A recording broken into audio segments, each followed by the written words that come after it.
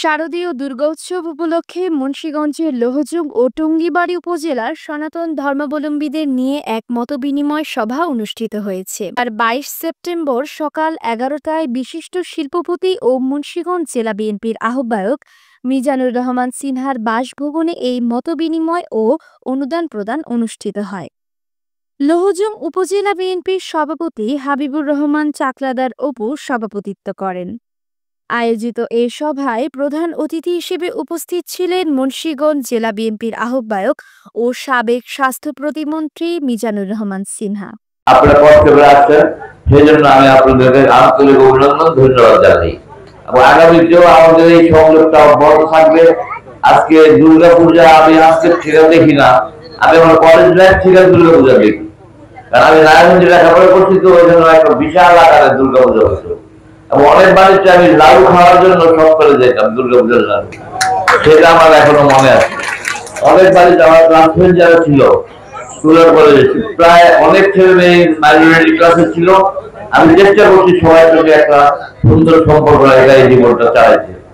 আমাকে আপনারা দানবীর বলেন বা জননেতা বলেন, আমি বিক্রমপুরের একটা বাসিন্দা, এই আমার পরিচয়। আপনারা যে সম্মান আমাকে দিচ্ছেন সেই সম্মান আমি চিরদিন মনে রাখবো, এই সম্মান আমি কোনোদিন ভুলবো না। সভায় প্রধান বক্তা হিসেবে উপস্থিত ছিলেন মুন্সিগঞ্জ জেলা বিএনপির আহ্বায়ক কমিটির সদস্য ও টুঙ্গিবাড়ী উপজেলা বিএনপির সাধারণ সম্পাদক আমির হোসেন দোলন। এ সময় অন্যান্যদের মধ্যে বক্তব্য রাখেন বাংলাদেশ পূজা উদযাপন পরিষদ টঙ্গিবাড়ী উপজেলা শাখার প্রবীণ সংগঠক ও সাবেক সভাপতি বাবু মহাদেব গোপ, মুন্সিগঞ্জ জেলা পূজা উদযাপন পরিষদের আহ্বায়ক কমিটির সদস্য বাবু বিমল চন্দ্র পাল, বাংলাদেশ পূজা উদযাপন পরিষদ টঙ্গিবাড়ী উপজেলা শাখার সভাপতি কেশব ঘোষ, সাধারণ সম্পাদক প্রভাষক পরিতোষ ঘোষ, বাংলাদেশ হিন্দু বৌদ্ধ খ্রিস্টান ঐক্য পরিষদ লোহজং উপজেলা শাখার সভাপতি অলোক কুমার মিত্র, সাধারণ সম্পাদক অ্যাডভোকেট সঞ্জীব মণ্ডল, লোহজং উপজেলা পূজা উদযাপন পরিষদের সভাপতি মনোজ্ঞ কুমার সিংহ অমিত, সাধারণ সম্পাদক অ্যাডভোকেট বিপ্লব সাহা। মতবিনিময় সভায় বক্তারা বলেন, বিএনপির ভারপ্রাপ্ত চেয়ারম্যান তারেক রহমানের নির্দেশে দেশব্যাপী সকল ধর্মের মানুষের শান্তি ও নিরাপত্তা নিশ্চিত করতে কাজ করছে বিএনপি। আমাদের যে নীতি আদর্শ, আমাদের নেতা বাংলাদেশ জাতীয় ভারপ্রাপ্ত চেয়ারম্যান দেশে তারেক রহমানের রাষ্ট্র কাঠামো বাস্তবায়নের ৩১ দফা, সেই ৩১ দফার মধ্যে আপনাদেরকে নিয়ে কথা আছে। সেই ৩১ দফার মধ্যে অসাম্প্রদায়িক বাংলাদেশ গড়ার কথা আছে। তাই আমরা যে দলটি করি, সেই দলটির প্রতিষ্ঠাতা শহীদ রাষ্ট্রপতি জিয়াউর রহমান।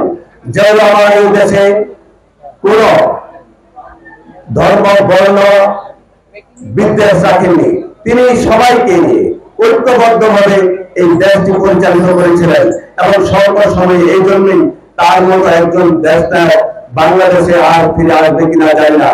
তবে আপনারা আছেন, আপনারা থাকবেন, আমরা আপনাদেরকে কথা দিচ্ছি, আপনাদের সকল কর্মকাণ্ডে আমরা থাকবো। আগামী দিনের রাষ্ট্রনায়ক তারেক রহমান সাহেব ভুল করেন নাই, সেও রত্ন চিনে।